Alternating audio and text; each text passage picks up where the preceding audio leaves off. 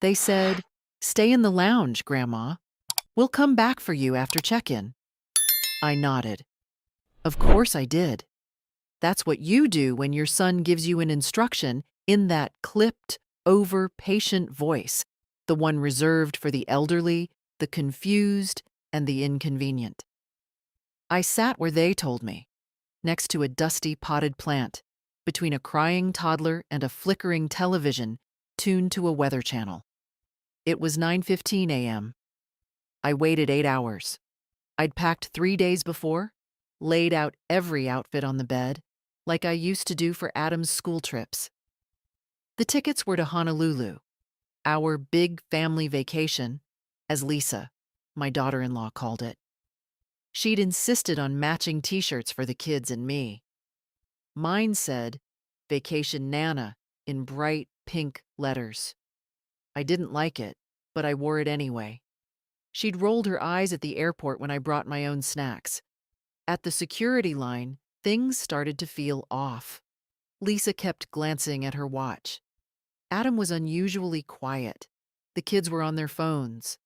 When the TSA agent asked about seating, Lisa laughed and said, "Oh, we'll sort that later." And that was the last time anyone looked me in the eye. Once we passed security, Lisa turned to me with that same brittle smile. "Mom, why don't you stay in the lounge? We'll go ahead to check in the bags, sort the kids' boarding passes, and then come get you. Just relax.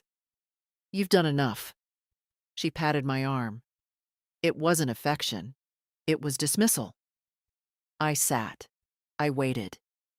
I watched them disappear into the crowd. After an hour, I stood up and paced near the window.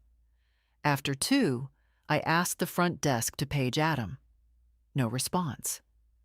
By the 4th hour, I stopped looking at the entrance. People around me came and went. Flights announced and departed. The woman across from me had lunch, made 2 phone calls, and left. I stayed. It wasn't until 5 p.m. that I asked the clerk at the front for help. I gave Adam's full name. She typed, hesitated, and glanced at me carefully. "They checked into the 1:45 p.m. flight to Honolulu, ma'am. It's already departed." I nodded. Then I asked her to repeat it. She did. Slowly. Her voice was kind. "I remember that." So that was it. They'd boarded. Without me. Not by accident. Not a mistake. I knew my son. He was a lot of things, but careless wasn't one of them. I stepped into the restroom, locked the stall, sat down. Not to cry. I didn't have it in me. I just needed to sit where no one would ask if I was all right. When I emerged, the airport was shifting into evening mode. The buzz had dimmed. I walked to the departure screen and stared at it. My hands didn't shake. My heart didn't race. I simply looked at the list like a woman looking at options in a diner. And then I saw it. Portland, 7:35 p.m. I don't know why I chose Portland. Maybe because I hadn't seen it in decades. Maybe because it was where I once learned to ride a bike. Maybe because it was the furthest thing from Hawaii. I walked to the counter. "1 ticket to Portland," I said. "Tonight." The young woman hesitated. "Round trip?" "No, just one way." I used my own card, from my own account. The one Adam didn't know about. The one I'd kept open since before his wedding. I had just enough for the fare, a motel, and maybe a start. I didn't need more. I turned off my phone. No messages, no missed calls. Of course not. The boarding process was quiet. No one asked why I was traveling alone. No one looked at my shirt. I'd taken it off and stuffed it in the trash before heading to the gate. On the plane, I watched the lights of the city fall away beneath me. 8 hours ago, I thought I was going to paradise. Turns out I was just being left behind. But now? Now I was going somewhere real. Somewhere they couldn't follow. I landed in Portland just after 10. The airport was quieter than I remembered, smaller somehow. Or maybe it was me who had shrunk, folded inward from the weight of a day like no other. I walked slowly through the terminal, not because of my age, but because I didn't feel the need to rush anymore. No one was waiting for me. And for once, that felt like freedom. Outside, the air was damp and sharp.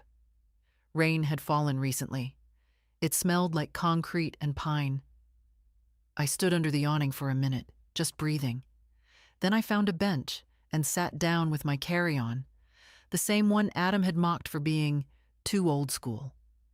It was brown leather, worn at the corners, the kind Derek gave me for our 25th anniversary. He would have laughed at what happened today. A deep, knowing laugh. The kind that said, "Well, sweetheart, what did you expect?" I didn't expect this. Not really. But I also wasn't surprised. I opened my wallet. 2 cards, 1 ID, $76 in cash, and a folded piece of paper with an address I hadn't used in 50 years. 1849 Quince Street. My first apartment after marrying Derek. I didn't know if it still existed. I didn't even know why I'd brought the address with me. But there it was. I called a cab. The driver was quiet. A blessing. I gave him the address of a cheap motel I'd looked up before leaving Wilmington, just in case. When we pulled up, I paid without blinking, took my key, and climbed the narrow stairs to the second floor. Room 207. The hallway smelled like cleaning fluid and tired stories. Inside, the room was small but clean. 1 bed, 1 chair, a TV bolted to the wall. I washed my face in the sink and lay down on the bed in my clothes, the blanket scratchy against my arms. I slept without dreams. The next morning, I stood at the window watching a woman in a pink robe walk her dog. She looked about my age, though maybe a little stronger in the back. I made coffee in the little machine on the nightstand and sat in the stiff chair by the window, sipping slowly. No one called. No one texted. I didn't check. I had nowhere to be. That was a strange thing to realize. For decades, my time belonged to others. To Adam. To Derek. To the grandchildren. Even to the PTA meetings I stopped going to 20 years ago. But now, my time was mine again. At 9, I left the motel and walked into the neighborhood. My legs ached. My hip was murmuring. But I kept going. I stopped at a corner bakery and bought a scone. The woman behind the counter smiled when I handed over exact change. "You're not from around here, are you?" she asked. "I used to be, a long time ago." "Well," she said, "welcome back." I didn't know if I was back. I wasn't even sure I belonged anywhere. But the words felt warm. I asked her where to find housing listings. She pointed to a corkboard by the door. I scanned the notes. Dog walking, used bike for sale, music lessons, room for rent. That one caught my eye. For quiet lady, private room, shared kitchen, house safe, near bus. No nonsense, no drama. 400 month, call Joyce. It was written in blocky, no-nonsense handwriting, like someone who meant what she said. I took a photo of the number.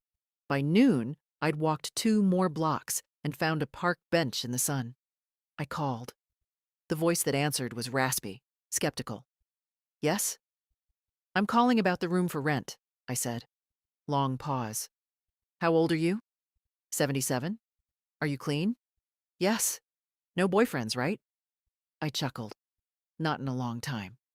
"Well," she said, "come by at 4. 2185 East Stafford. Bring cash for the first week." Then she hung up. I wrote the address on a napkin.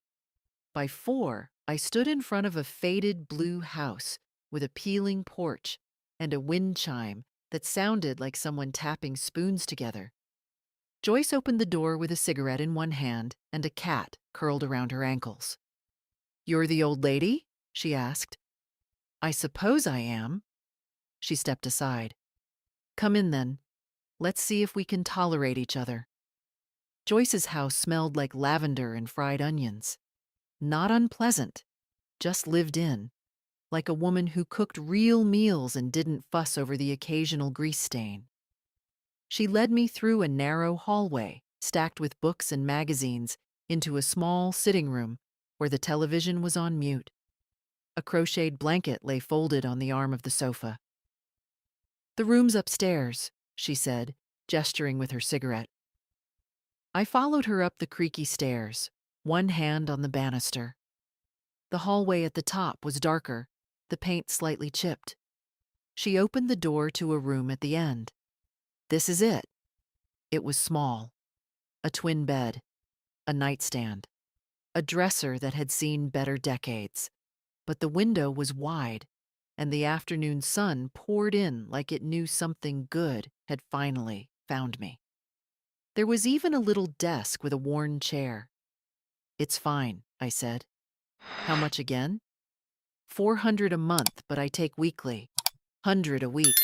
Cash, no checks, no credit, no sob stories." She looked me over. "You don't seem like the sob story type." "No," I said, "not anymore." She nodded, like that was the right answer. Kitchens shared, bathrooms down the hall. No guests without warning. I like quiet. "You cause trouble. You're out." "We clear." "Crystal." She handed me a key. "You can stay tonight if you've got the first week's rent." I handed her 5 20s from the envelope I'd tucked into my inner coat pocket. She folded the bills without counting. "You hungry?" I could eat. Joyce made grilled cheese sandwiches and poured tomato soup from a saucepan. We ate at the small kitchen table under a yellowed ceiling fan. She didn't ask questions, which was a relief. People always ask too soon, before you're ready to say it out loud. She only said, "I hate eating alone," and I understood that well enough. After dinner, I unpacked in the small room. I'd only brought 3 changes of clothes, a toothbrush, my medications, and an old paperback novel I never finished. I laid everything out carefully in the dresser, folding each item like it mattered. Maybe it did. That night, I lay in the narrow bed listening to the sounds of a house not mine.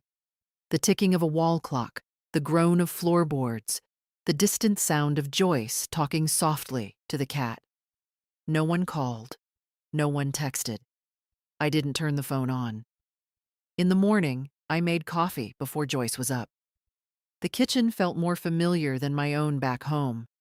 Maybe because it didn't belong to people who only remembered me when they needed something. By the 3rd day, I started walking the neighborhood. 2 blocks down, there was a small corner cafe with a chalkboard sign out front. "Help wanted. Morning shift. Apply inside."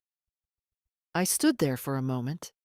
I hadn't worked in 15 years, but I was no stranger to early hours and coffee pots. Inside, the place was simple.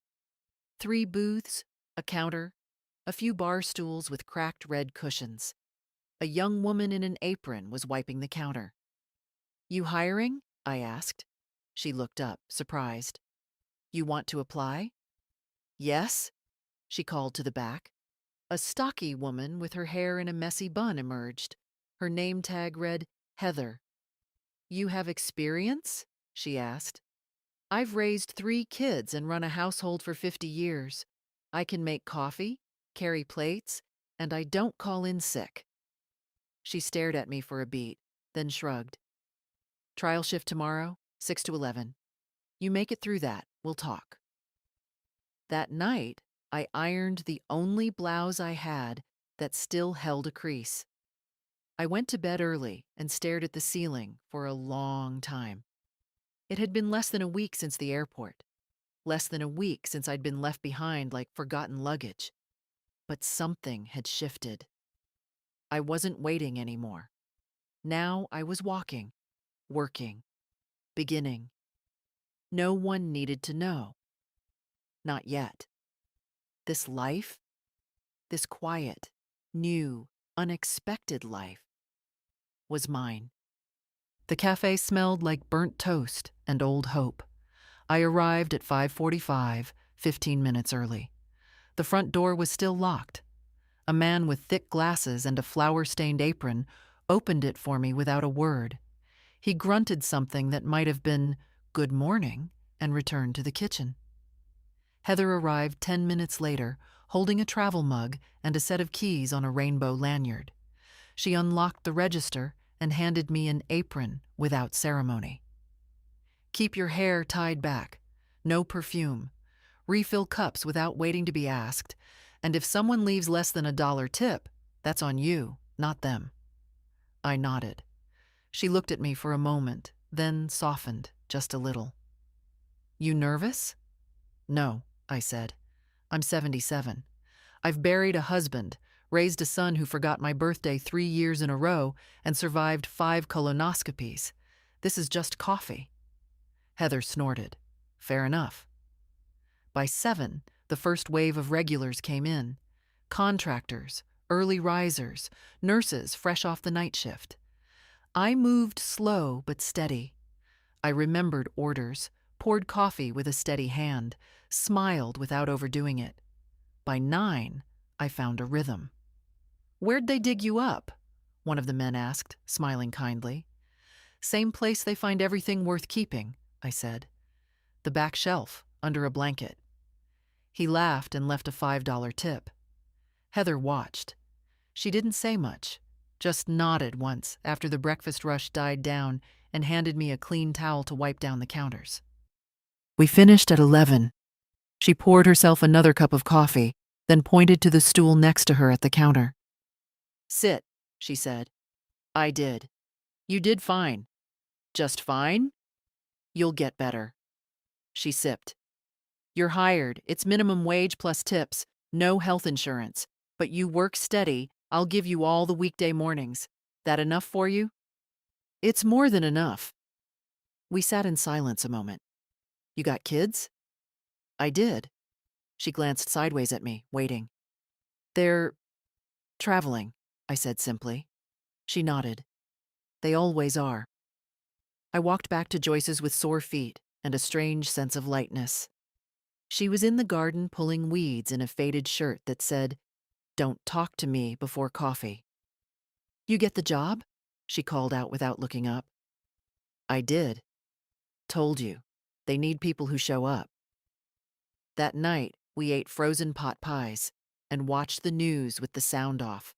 The cat, whose name, I'd learned, was Franklin, curled up between us. "You staying long?" Joyce asked during a commercial. "I don't know." "You can, as long as you pay rent and don't hog the remote." "I don't even like the remote," I said. She smiled and passed me the last cookie. Later, I sat on the edge of my bed, holding my phone. I hadn't turned it on in days. I thought about checking the messages, seeing if Adam had noticed yet. I didn't. Instead, I pulled out the old paperback I'd brought with me and began at the first page. The light from the desk lamp soft and warm against the walls. Outside, rain tapped gently against the glass. Inside, I wasn't someone's leftover.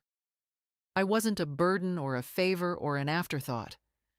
I was a woman with a room, a job, a plate of food, and a quiet chair of her own.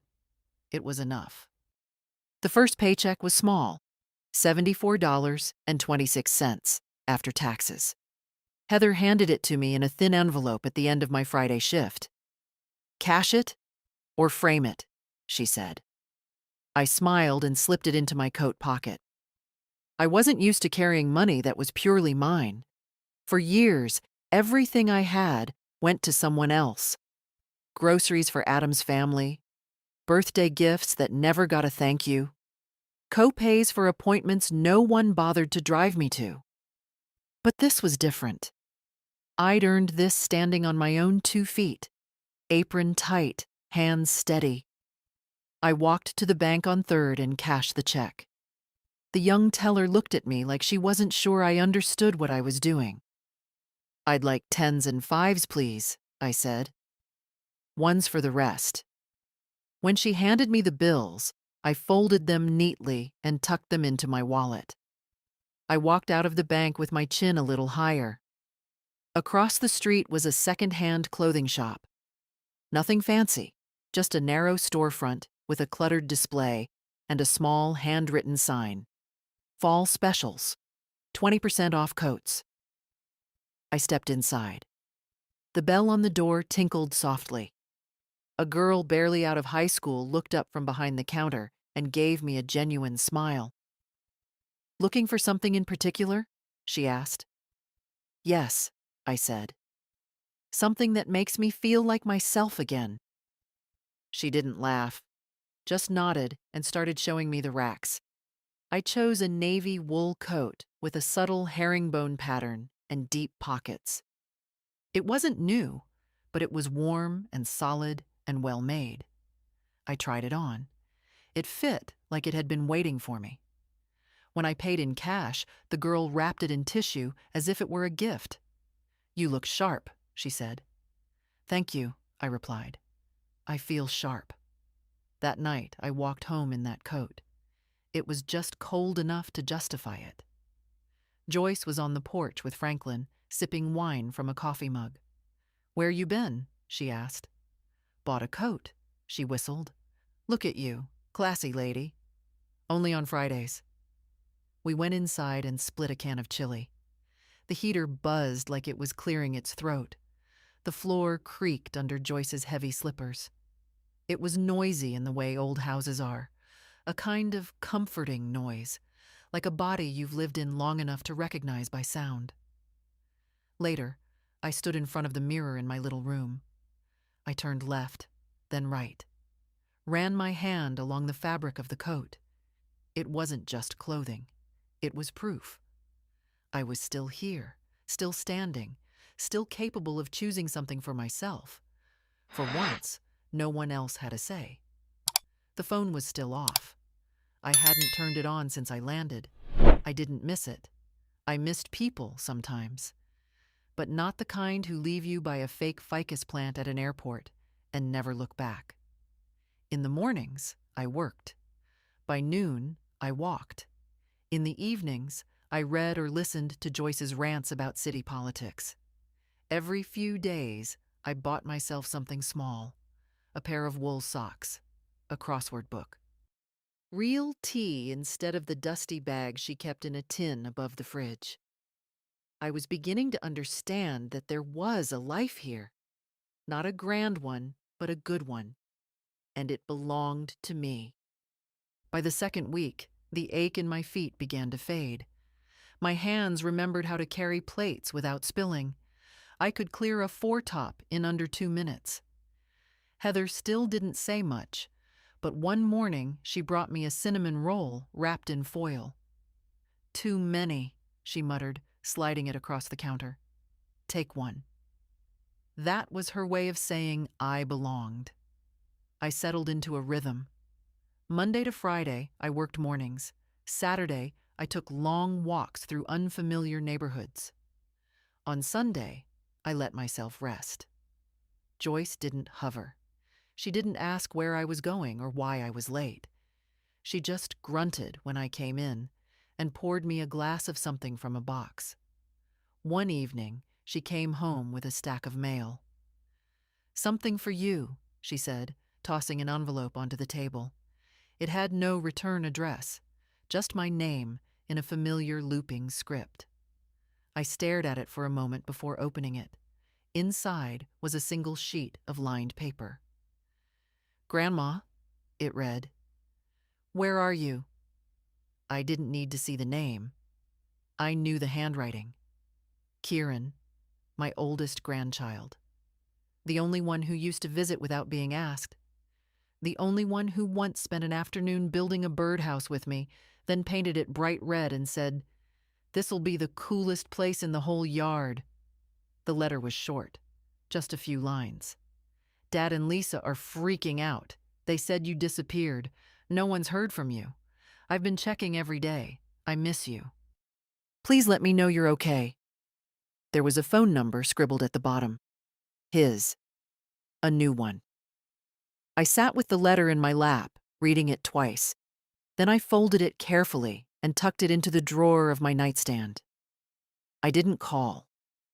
Not yet. But something inside me softened.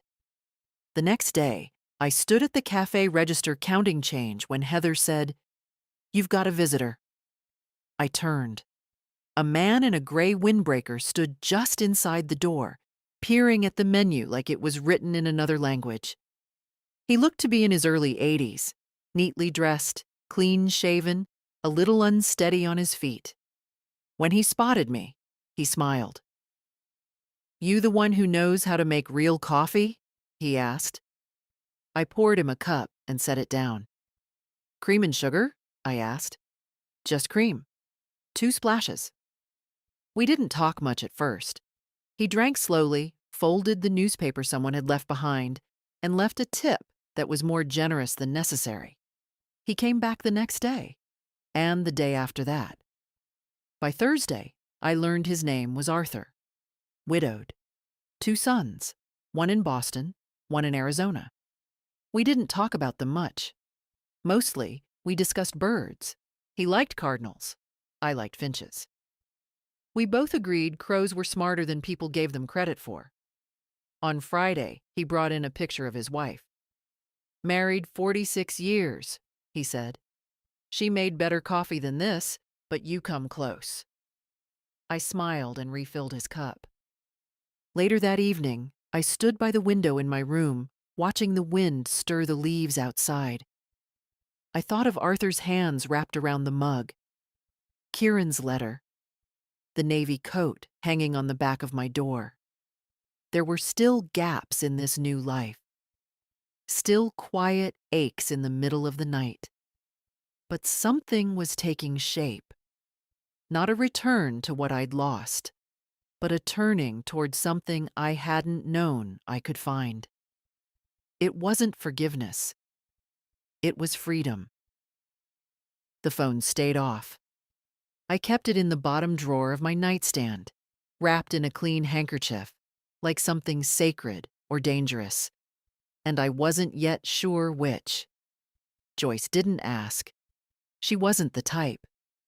But one evening, while we shelled peas in the kitchen, she said, "You hiding or healing?"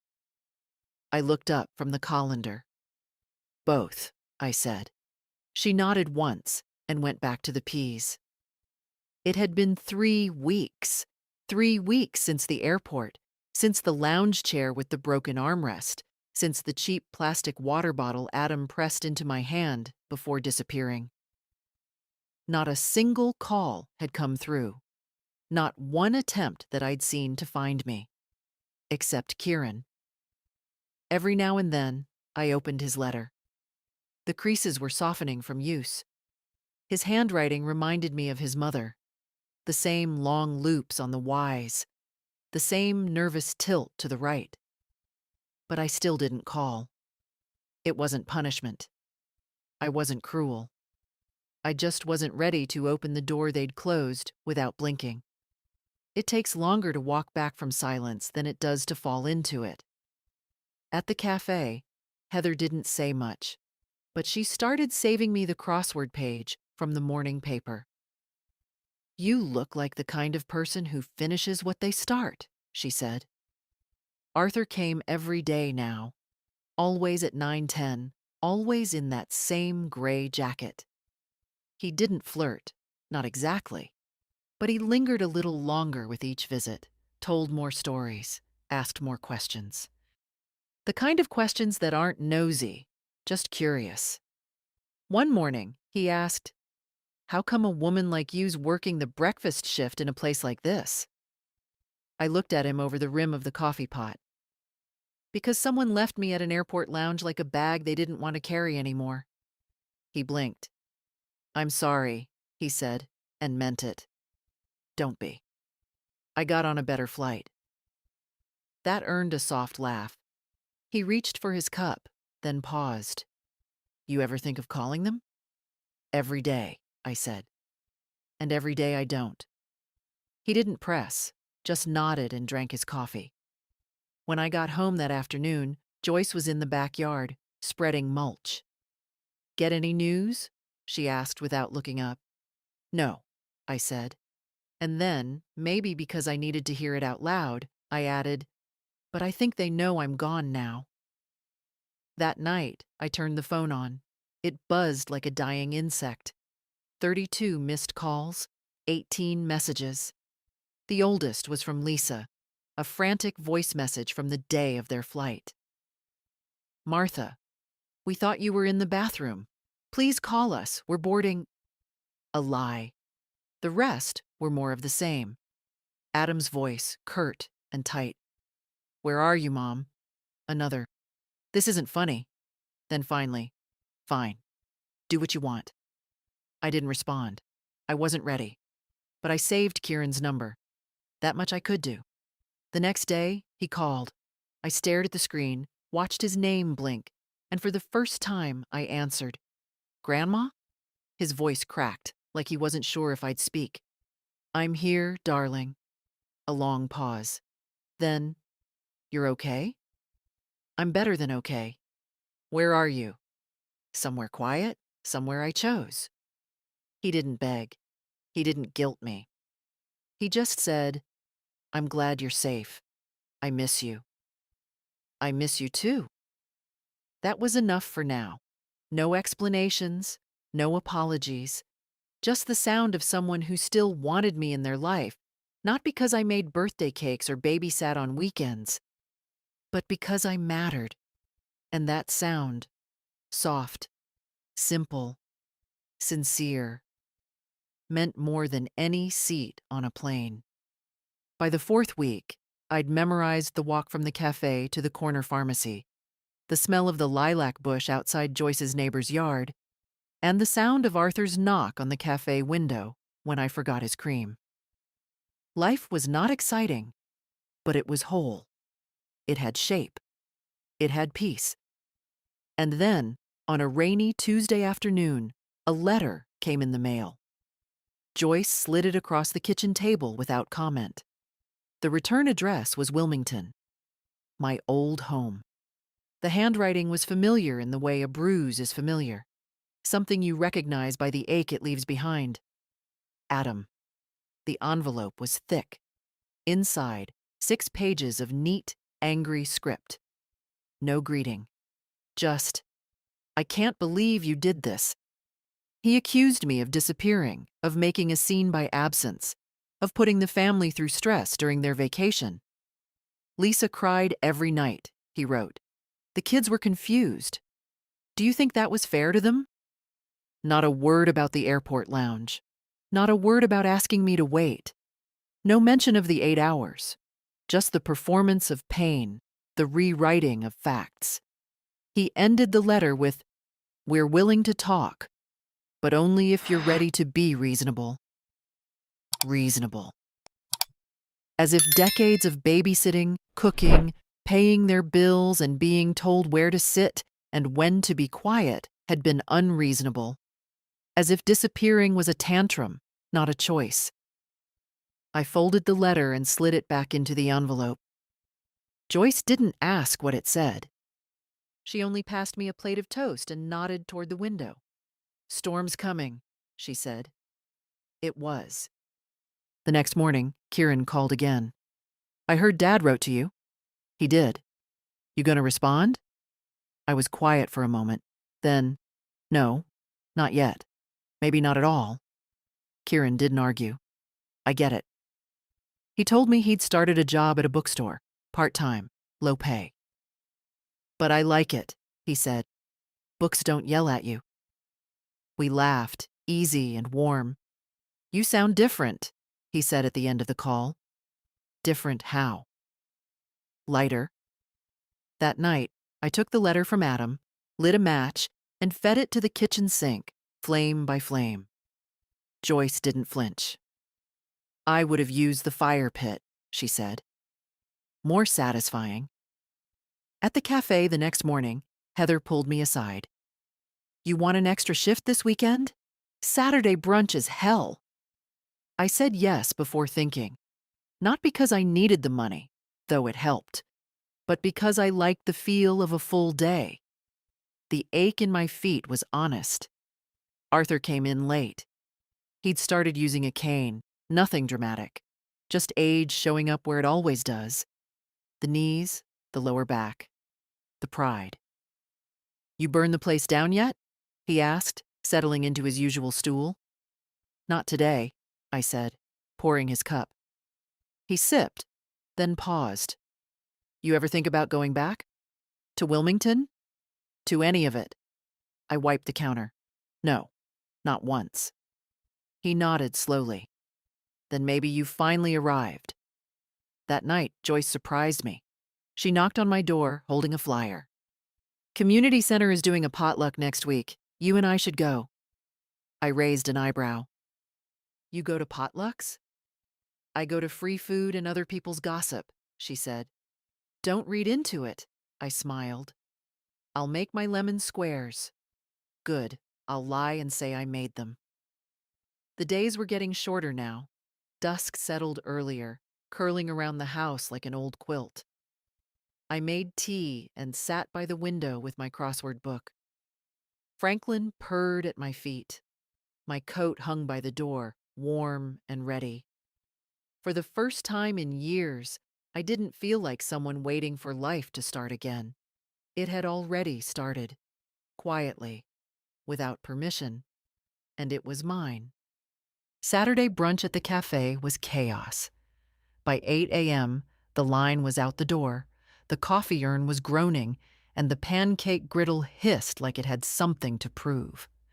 Heather moved like a woman in a war zone, snapping orders, flipping tickets, and slapping spoons into syrup containers with practiced violence. "Eggs over hard, booth 3, she barked. I didn't flinch. "Refill on 6. Already done. By 10, my feet felt like stone, but my head was clear. There's a strange comfort in service. You stop thinking about yourself because you're thinking about everyone else. And in that, sometimes you find a kind of peace. Arthur didn't come in. Saturdays weren't his days. But as I wiped down the corner booth, I caught sight of something that made my breath pause. A face at the window, younger than Arthur, sharper around the jaw. But the eyes, those eyes I knew. Lisa. She stood outside for only a second. Her coat was too nice for the drizzle, her expression unreadable. She didn't come in, just turned and walked away. I said nothing to Heather. I finished my shift, counted my tips, and walked home slowly in the fading afternoon. The sidewalks shimmered with leftover rain. My coat held the warmth of movement. My hands didn't tremble. At the house, Joyce was out. A note on the fridge said, "Library talk on bees, back at 7. Don't wait on dinner unless you're cooking." I made soup anyway. That night, I turned the phone back on. 3 new voicemails. The first, from Lisa. "We saw someone who looked like you. Please call us. Adam's worried." The second, Adam, terse. "If this is about punishing us, it's gone too far. Enough is enough." The third, Kieran. "Hi, Grandma. I think Mom's in town. She's been weird all day. If something happened, please be careful." I stared at the screen. The past had a way of sniffing you out just when your back was turned. That night, I slept lightly. Every creak in the floor, every groan of the old pipes felt louder than usual. But nothing happened. Sunday passed quietly. On Monday, Arthur returned. He settled onto his stool, cane hooked on the backrest. "Busy weekend?" he asked. "Eventful," I said. He stirred his coffee. "Something bothering you?" "Yes, but not enough to ruin this moment." He smiled, and we sat in silence for a while, the way only 2 people who've seen enough can do. After work, I sat with Joyce on the porch, both of us wrapped in old sweaters, watching the clouds roll over. "I think they're looking for me," I said. "I figured." She didn't ask what I was going to do.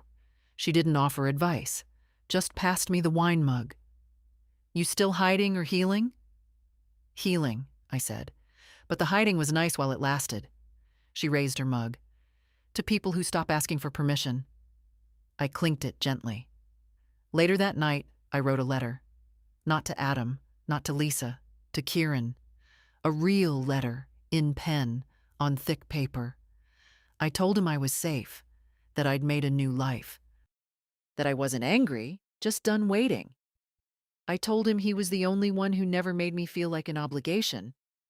I told him he could visit. One day, if he came alone. It arrived on a Thursday. The envelope from Wilmington. But this time, it wasn't a letter from Adam or Lisa. It was a manila folder, bulky, stiff, with the return address of a regional news outlet I recognized from the old neighborhood. Joyce handed it to me with her eyebrows raised. You got fans now? I didn't answer. I opened it slowly, standing at the kitchen counter. Inside, a printout of a newspaper article, folded in thirds. Front page of the community section. The headline read, Missing Matriarch. Family speaks out on grandmother's disappearance. There was a photo, me, taken from some family gathering years ago, holding a pie dish, smiling without showing teeth. The article quoted Adam. We're deeply worried, he said. She vanished without a word. We just want her safe. If anyone sees her, please let us know. Lisa had a quote, too. She's vulnerable. We fear something happened. She's not the type to do something like this. I laughed. Out loud. A sharp, startled sound that startled even me. Not the type? Joyce leaned over my shoulder and read a few lines. They really said vulnerable? I nodded. You should sue them for underestimating you. They'll have to stand in line. There was something obscene about it. This performance of concern, of innocence, as if I'd wandered off into traffic, as if I hadn't been parked like a suitcase and abandoned before boarding. Heather saw the article too. Someone at the cafe left it on the counter by accident.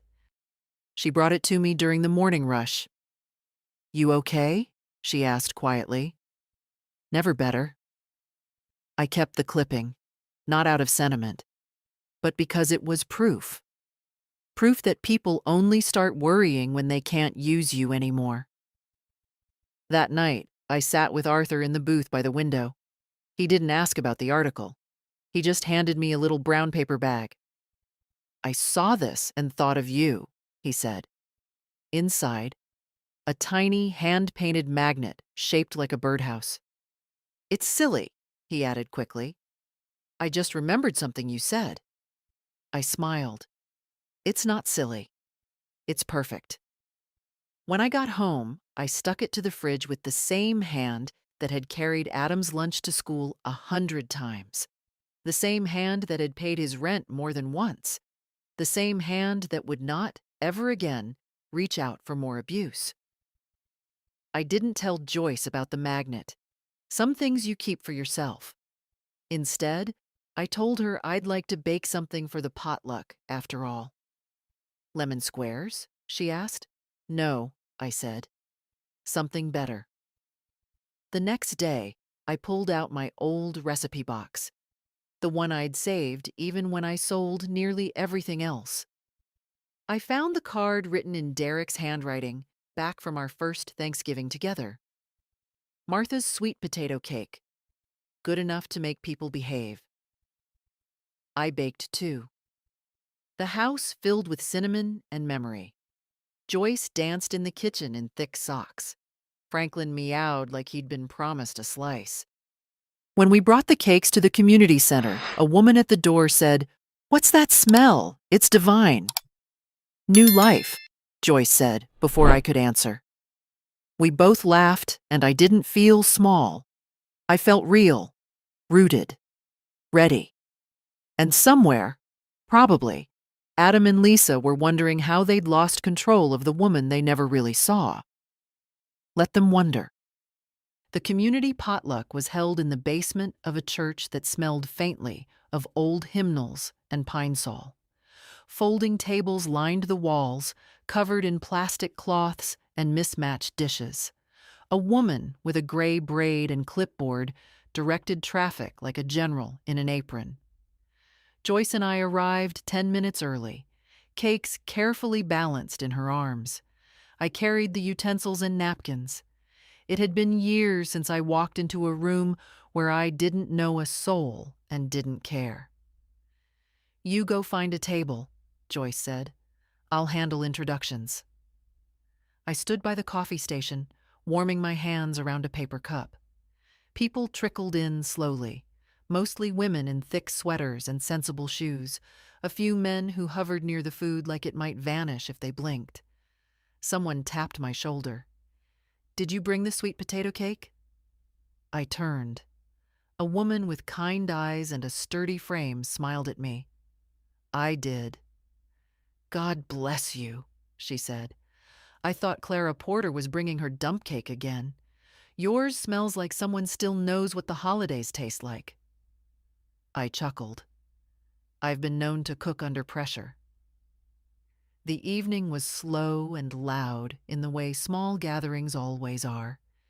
People talking over folding chairs, passing dishes down long tables, laughter popping like firecrackers. My cake disappeared before the prayer was done.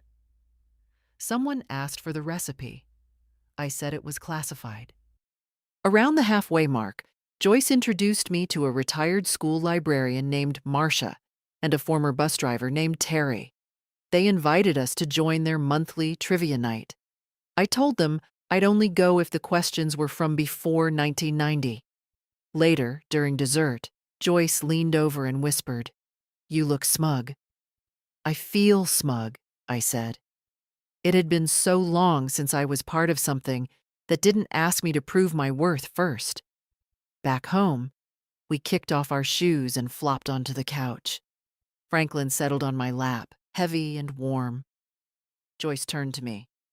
"You know they're going to show up, right?" I didn't answer. She said it again, softer. "Sooner or later." "I know." And I did. The letter, the article, Lisa's face outside the cafe. They were warning shots, and I was tired of being on alert. The next morning, a man in a suit stood outside the cafe.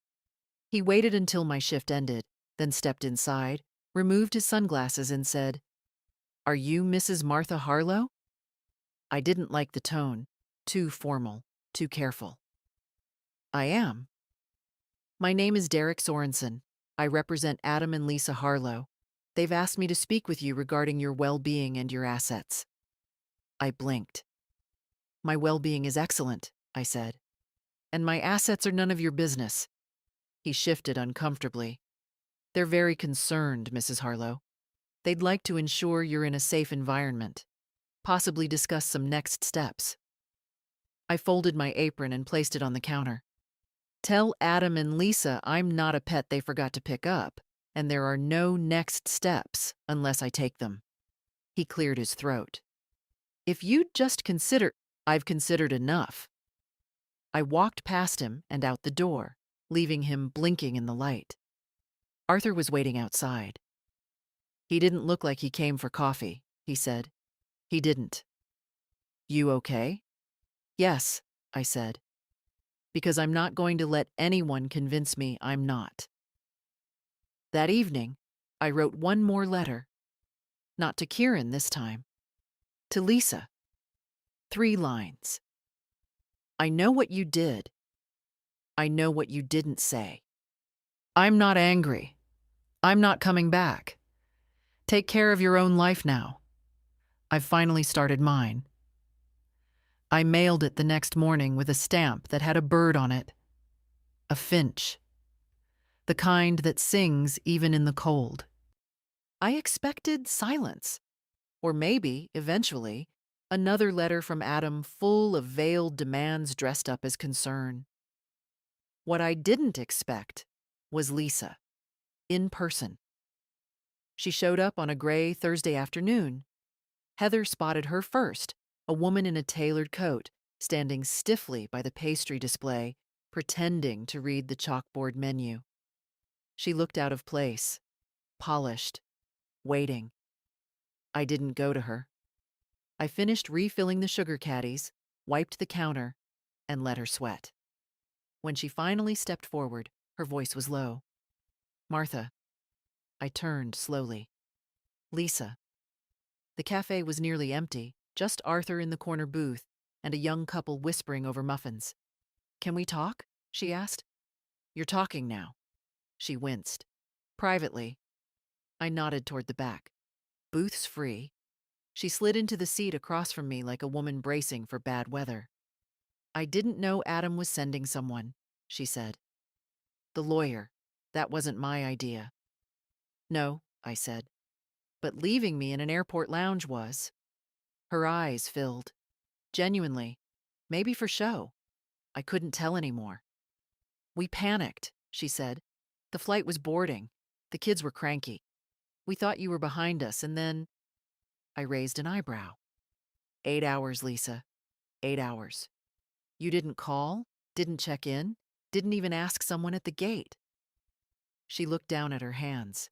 They were perfectly manicured. Always had been. I didn't think you'd leave. I didn't. You did. Silence stretched between us like taut thread. Then she reached into her purse and pulled out an envelope. I don't want anything from you, she said. But Kieran, he's struggling. He misses you. Adam's furious. But Kieran, he's different. I took the envelope.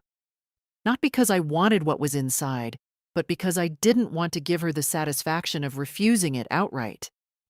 He doesn't need a go-between, I said. He knows how to call? Lisa nodded. He might. She looked up then. Not the woman who smoothed over dinner parties and smiled through gritted teeth. Just tired. Small.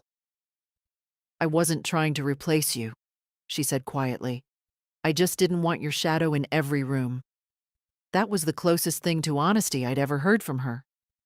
I stood. I'm not your shadow, Lisa. I'm my own person. And I finally remembered how to be one. She left without finishing her coffee. That night, Joyce and I sat on the porch, wrapped in blankets. The air smelled like rain and wood smoke. She really said that? Joyce asked. I nodded. And? And nothing. She said her piece. I said mine. You going to see them? No. Joyce sipped her tea. What about the boy? Kieran? I smiled. He's different. I'll see him. But on my time.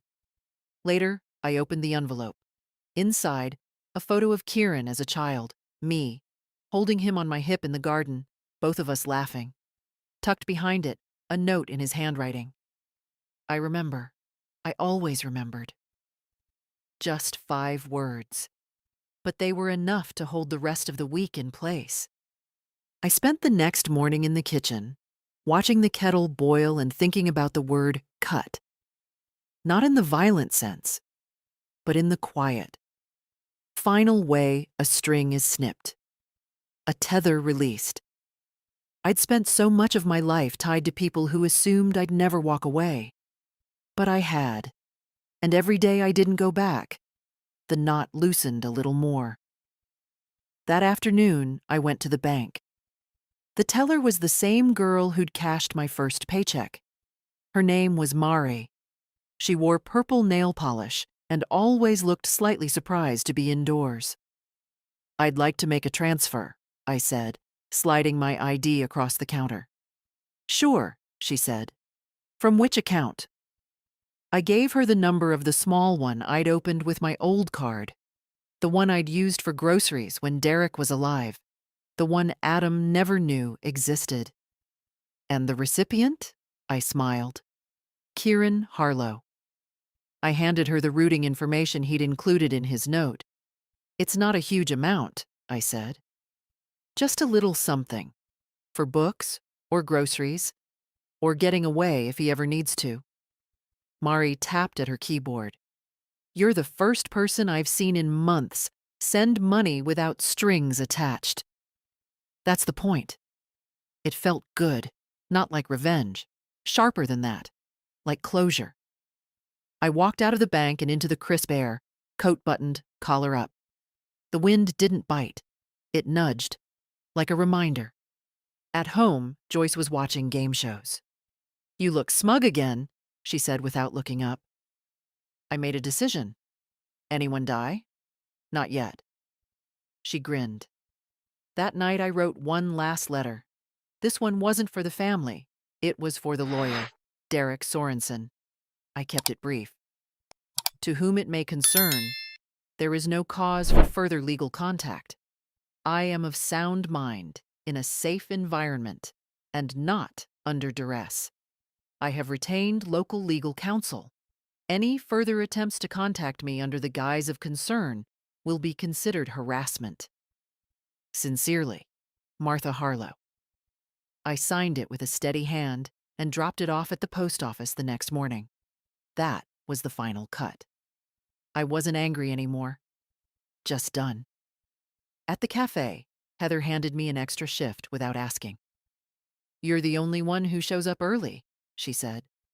"The rest want applause for showing up at all." Arthur came in just before noon. He looked tired, but steady. We sat by the window with tea instead of coffee. "You look lighter," he said. "I wrote a letter," I said. "The last one." He didn't ask what it said. He only nodded. "Sometimes it's the unsent ones that change everything," he said. "Sometimes it's the ones you send without waiting for a reply." When I got home that evening, I stood in the doorway for a moment. The house smelled like garlic and dryer sheets. Franklin patted up and headbutted my shin. Joyce looked up from the kitchen. "I made pasta. Hope you're hungry." I was. Hungry, free, unafraid. Everything I hadn't been in years. Joyce turned 70 on a Tuesday. She didn't want a party. "People start singing and I want to run," she said. But I baked a chocolate cake anyway and left it on the kitchen table with 2 candles and a card that read, "You're not old, you're vintage." She laughed when she saw it. "I guess I can tolerate cake," she said, slicing it thick.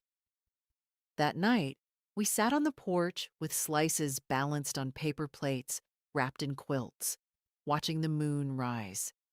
It was a quiet celebration, the kind I never used to believe counted. But they do. Maybe more than the loud ones. "You know," Joyce said, "you've been here almost 2 months." "I know. You planning to stay?" I looked out at the street, empty and soft under streetlight. "Yes," she nodded. "Good. This house is weird without someone yelling at the cat." We toasted with lukewarm tea. Franklin yawned and curled tighter between our feet. The next day, Heather gave me an envelope. "What's this?" "Your name's on it. No return address. But the postmark's local." I opened it after my shift, sitting on the back step behind the cafe. Inside was a letter. The handwriting was large, deliberate. "Grandma, I'm coming to Portland. I want to see you. I'm not bringing anyone. I just want to talk. I'm staying at the Red Fern Motel on Maple, room 12. If you want to come by, I'll be there Friday and Saturday. If not, I'll understand. Kieran." There was no guilt in it, no pressure, just a boy.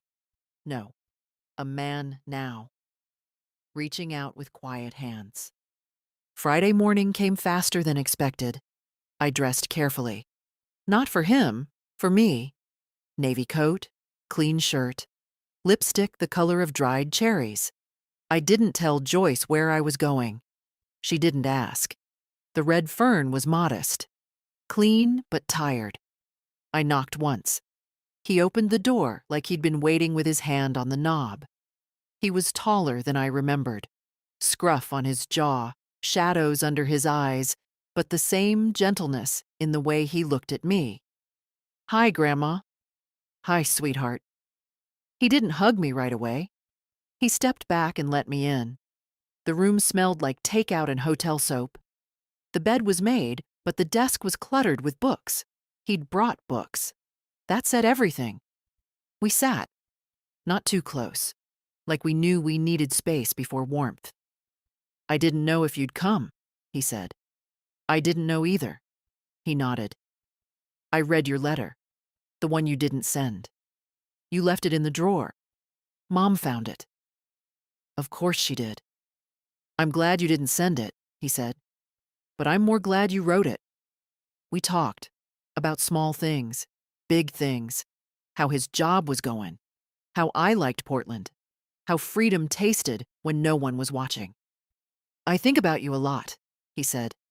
You were the only person who ever made me feel enough, just by sitting beside me. I reached over and took his hand. You always were enough. You still are.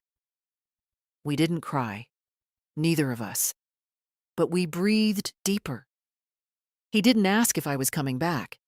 I didn't ask if he was staying. We knew better than that. Before I left, he handed me a small, wrapped bundle. Inside was a book of poems. I underlined the ones that made me think of you, he said. That night, I read them one by one, by lamplight, slowly. One line stayed with me. There are women who rise not from fire, but from forgetting who told them they couldn't. And I slept with the window cracked, the sound of wind soft like a second chance. The next morning, I walked to the cafe like usual. Same coat, same steps. But something was different. Not around me, in me. Kieran had gone back to the motel after breakfast. His train was at noon. We didn't say goodbye, just hugged long and quiet in the lobby while someone vacuumed in the next room. He held on the way boys do when they're not sure they're still allowed. Be good to yourself, I whispered. You too, he said. Finally. At the cafe, Heather handed me a new apron. Found this in a clearance bin. Thought of you. It was deep green with stitched lettering. Not your grandma's kitchen. I laughed, loud and full. Arthur looked up from his booth and raised his mug like a salute. After my shift, I walked home slowly. The sky was overcast, the air soft. Franklin greeted me at the door, already grumpy I was late for his 2 p.m. stretch and yowl. Joyce was in the kitchen, with a pot of something fragrant on the stove. You look smug again, she said. New apron. I approve. We ate in the quiet way people do when they've said everything already. No need to fill the space. Just presence. Just ease. That night, I sat on the porch with a pen and a blank card. I wrote, Dear me, you waited so long for someone to save you. You forgot you were always the one holding the key. You didn't lose them. They let go. And you? You finally let go back. And look at the life that opened. Well done.